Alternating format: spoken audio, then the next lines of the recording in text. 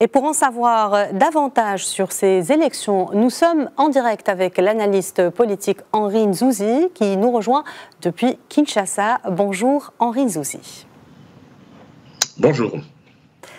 Alors quels sont les enjeux de ces élections en Éthiopie ?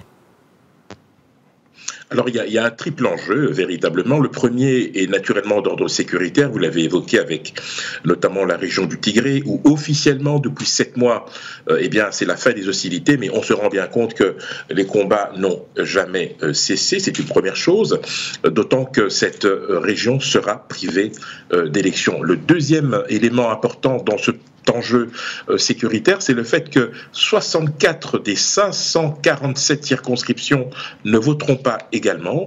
On évoque la date effectivement du 6 septembre que vous venez d'évoquer. Le deuxième enjeu est d'ordre, je dirais, communautaire, puisque vous le savez, les deux plus grandes ethnies du pays, à savoir les Oromo, donc la région de l'Oromia et de l'Amara, sont régulièrement en conflit, avec 3 niveaux, je dirais, de difficulté. Le premier, c'est évidemment des attaques rebelles qui sont menées contre la région de l'Oromia.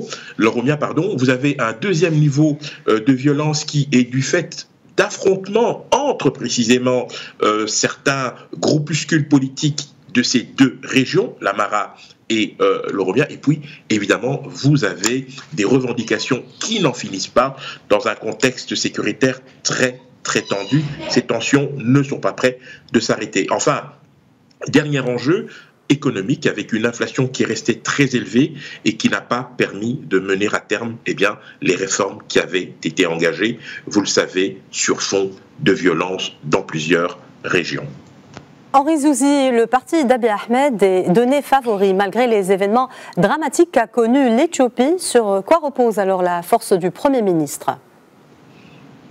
Il se trouve qu'il a mené des réformes qui visiblement ont satisfait notamment l'appareil sécuritaire. Vous savez, l'Éthiopie est un pays où la question sécuritaire a toujours été prégnante, elle a eu beaucoup d'importance, c'est d'ailleurs une des causes du conflit au Tigré, et donc cela a suffi pour rassurer les quelques soutiens qui restent au Premier ministre. Le deuxième élément, évidemment, c'est, je dirais, son intransigeance par rapport à la situation au Tigré et sa volonté d'en finir coûte que coûte et rapidement, même s'il est vrai que sur le plan diplomatique, on ne peut pas dire effectivement que la situation soit particulièrement brillante pour l'Éthiopie, puisqu'il y a eu plusieurs réunions du Conseil de sécurité dénonçant des exactions dans certaines régions, et puis surtout le fait qu'il y a un dossier très sensible, celui du grand barrage de la Renaissance, où vous avez les Égyptiens et les Soudanais qui, aujourd'hui, décident de faire cause commune contre les ambitions de l'Éthiopie. Qu'en est-il de la transparence, mais surtout de la crédibilité de ces élections, sachant que le vote a été reporté ou impossible dans une bonne partie du pays ?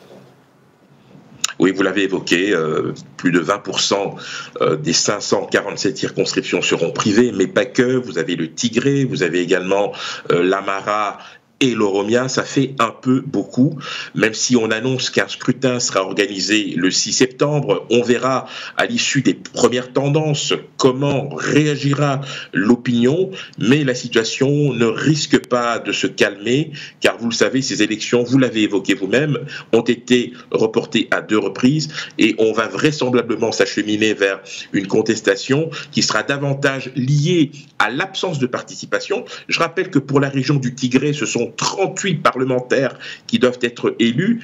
Ils ne seront pas élus aujourd'hui, c'est une certitude. On verra comment toutes ces régions, comment les acteurs réagiront par rapport à cette situation. Merci Henri Nzouzi. Je rappelle que vous êtes analyste politique et producteur associé du JT diplomatique. Vous étiez en duplex avec nous depuis Kinshasa.